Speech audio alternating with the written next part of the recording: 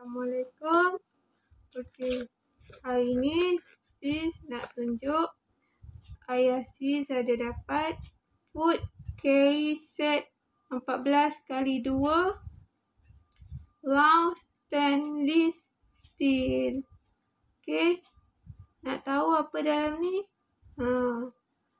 Jom kita tengok sama-sama.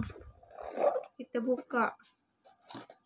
Bismillahirrahmanirrahim.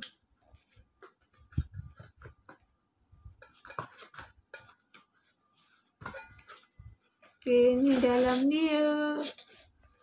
Jom keluarkan.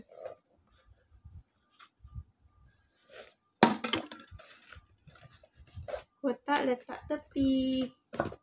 Oh, jatuh pula. Okey.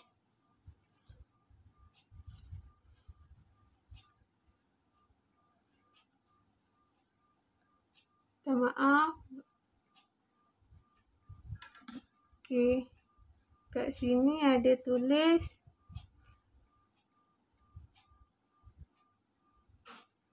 bersama kita ikan MK Land. Okey, jom kita tengok dalam ni ada apa.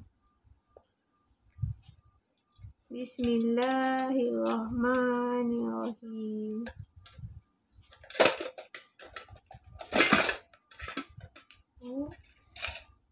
Hati-hati. Wow. Dalam ni ada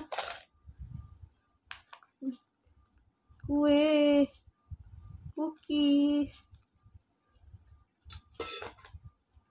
Dalam ni pun ada kuih bangkit. Okey. Ke dalam. Ya sis. Balik. Okey. Tu je nak tunjuk. Okey. Korang yang lain boleh like, komen, subscribe dan tekan lonceng sis Nurul. Mana suka kuih bangkit dengan cookies. Assalamualaikum.